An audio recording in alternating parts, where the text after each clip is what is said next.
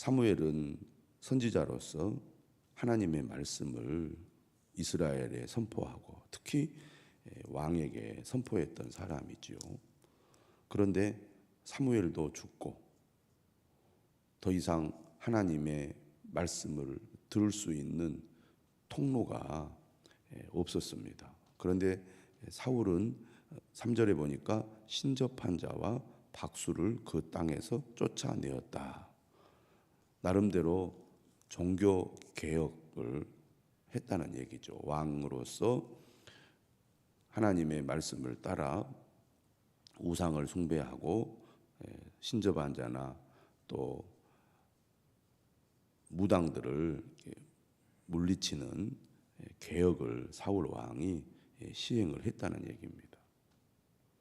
그는 하나님의 선택을 받아서 왕이 되었기 때문에 하나님의 말씀을 따라 통치를 하려고 노력을 한 측면이 있는 것이죠. 그런데 오늘 본문 4절에 보니까 블레셋 사람들이 침략을 했을 때 사울 왕이 매우 두려움 가운데 빠지게 됩니다. 5절이 그렇게 말하죠. 사울이 블레셋 사람들의 군대를 보고 두려워서 그의 마음이 크게 떨린지라. 사울이 하나님께 기도를 합니다. 이 전쟁을 어떻게 이길 수 있는지 물었을 것입니다. 그런데 6절에 보니까 여호와께서 꿈으로도 우림으로도 선지자로도 그에게 대답하지 않았던 것이죠.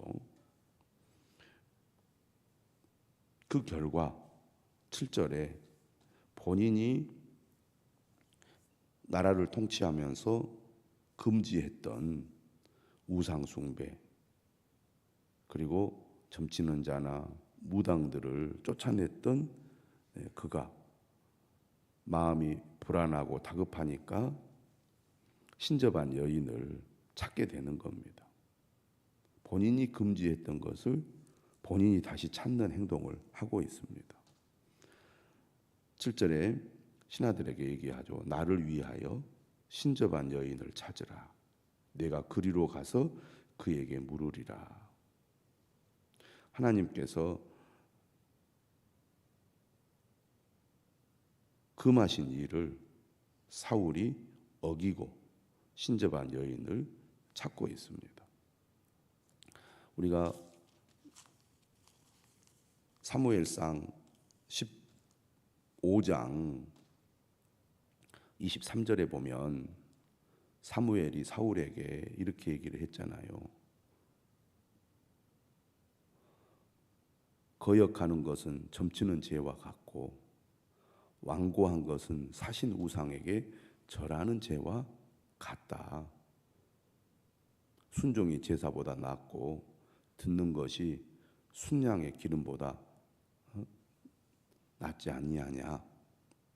왕이 여호와의 말씀을 버렸으므로 여호와께서도 왕을 버려 왕이 되지 못하게 하셨나이다. 사울이 하나님의 음성을 듣지 못하는 가장 큰 이유는 그가 하나님의 말씀에 불순종했기 때문이라고. 사무엘을 통해서 그가 분명히 들었는데 오늘 하나님께서 가장 싫어하는 우상 숭배, 그것도 신접한 여인을 통해 그가 점을 치려고 하는 이런 악행을 또다시 범하게 되었다는 것입니다.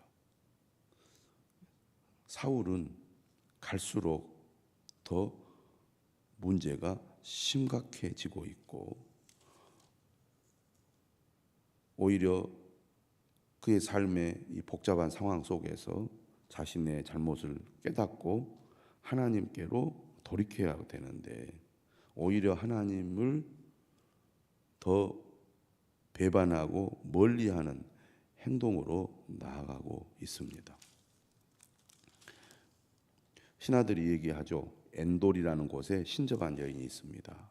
그래서 사울은 다른 옷을 입고 변장을 한 다음에 두 사람과 함께 밤에 이 신접한 여인을 찾아갑니다. 다시 말하면 사울 자신도 자신의 그러한 행동이 옳지 않다는 것을 알고 있었습니다.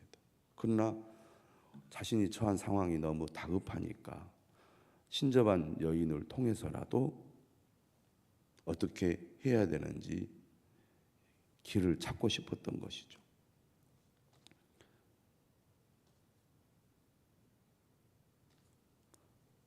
이 신접한 여인이 사울을 만났을 때 사울은 자신의 신분을 밝히지 않고 나를 위하여 신접한 술법으로 내가 네게 말하는 사람을 불러올리라 이렇게 이제 요청을 하니까 이 신접한 여인이 이렇게 대답을 합니다. 네가 사울이 행한 일 곧 그가 신접한 자와 박수를 이 땅에서 멸절시켰음을 아나니 네가 어찌하여 내 생명에 올무를 놓아 나를 죽게 하려 하느냐. 그러니까 사울 왕이 금지했기 때문에 겉으로는 신접한 자와 박수가 없는 겁니다. 그렇지만 암암리에 왕을 속이면서 이런 일을 행하는 사람들이 있었다는 얘기죠. 그래서 이 신접한 여인은 자신을 지키기 위해서 왕의 명령을 얘기하는 겁니다. 그런데 사울이 뭐라고 얘기하느냐면 여호와께서 살아계심을 두고 맹세하노니 네가 이 일로는 벌을 당하지 아니하리라. 스스로 세운 법을 스스로 어기는 거죠. 왕이 되어가지고. 그러자 그때에 여인이 자신이 안전할 것을 이제 확인한 다음에 그 일을 하는 거죠. 그러니까 불법으로 어떤 일을 하는 사람이 자신을 보호하기 위하여 이런 식의 행동을 하지 않습니까?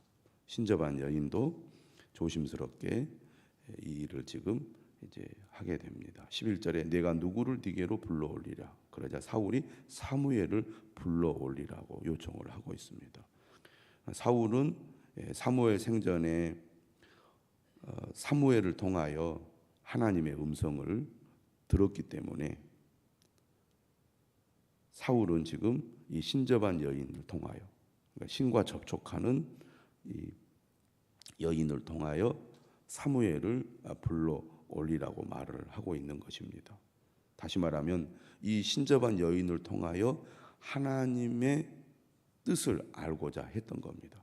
그러니까 정상적인 방법으로는 하나님께서 아무 말씀도 하지 않으니까 비정상적인 방법으로 하나님의 뜻을 물으려고 한 것이죠. 이러한 시도 자체가 사실은 하나님의 말씀을 거역하고 어기는 행동입니다. 그런데 그는 블레셋이 너무 두려웠고 블레셋과 싸워 이기고 싶었기 때문에 불법을 행해서라도 또 하나님의 명령을 어겨서라도 그는 어떻게 해서든지 전쟁을 이기고 싶었습니다. 목적을 이루기 위하여 수단을 무시한 거죠. 수단 방법 가리지 않고 목적을 이루려고 했던 겁니다. 그런데 이 신접한 여인이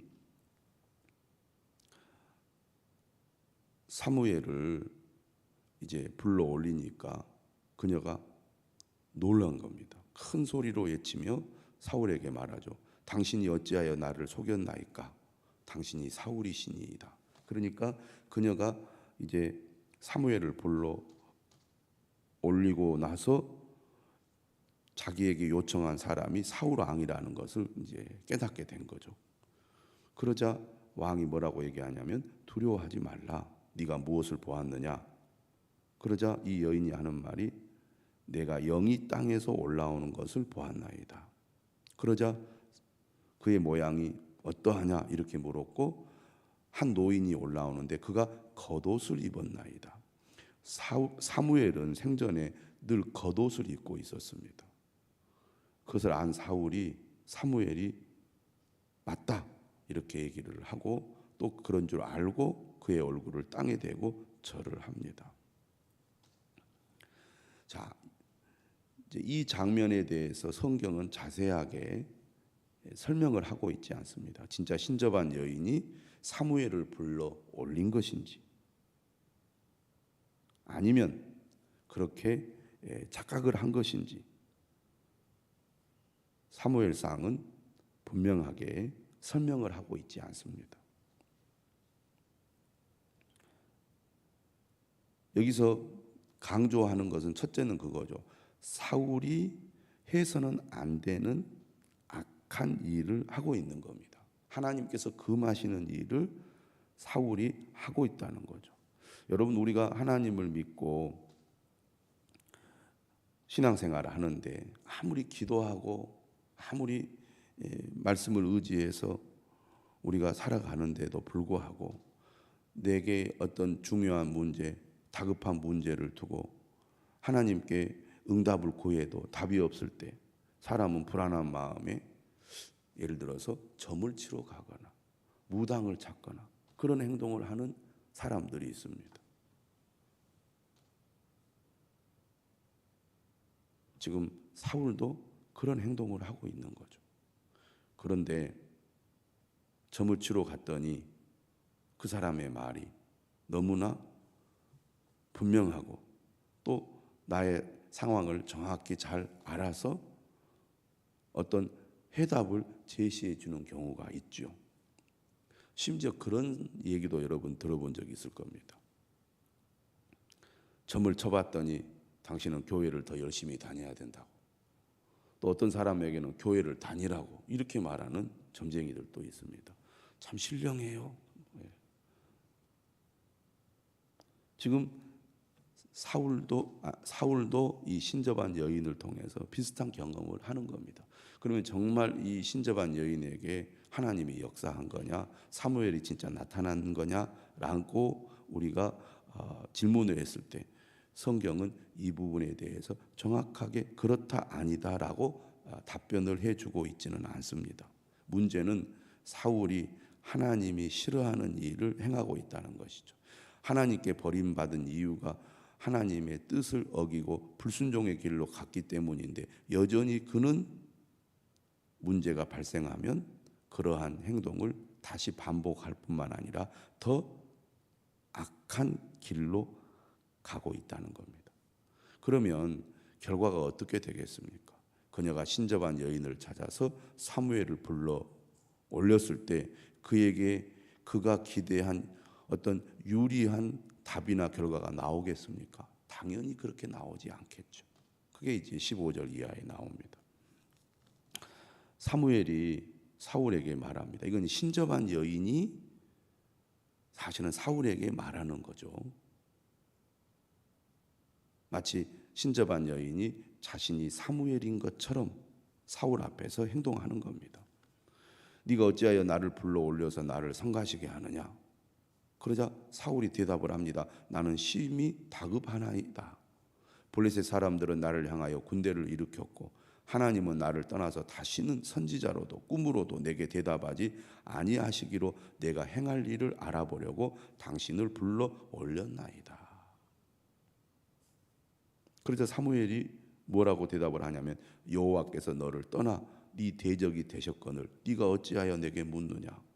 지금 이 신접한 여인을 통해서 사울에게 전하는 내용은 사실 이전에 사무엘이 이 땅에서 활동한 했던 내용과 사실은 동일합니다. 전혀 새로운 얘기를 들을 수 없겠죠. 당연히 그렇지 않겠습니까? 17절에 얘기합니다. 여호와께서 나를 통하여 말씀하신 대로 네게 행하사 나라를 네 손에서 떼어 네 이웃 다윗에게 주셨느니라. 네가 여호와의 목소리를 순종하지 아니하고 그의 진노를 아말렉에게 쏟지 아니하였고 여호와께서 오늘 이 일을 네게 행하셨고 여호와께서 이스라엘을 너와 함께 블레셋 사람들의 손에 넘기시리니. 자, 여기까지 지금 신접한 여인을 통하여 사울에게 전달되는 사무엘의 말은 이전에 사무엘이 살아있는 동안 사울에게 했던 말과 동일한 말입니다. 그러니까 신접한 여인을 통하여 도움을 받고자 했던 사울 왕은 신접한 여인을 통해서 새로운 이야기를 들을 수 없었던 것이죠.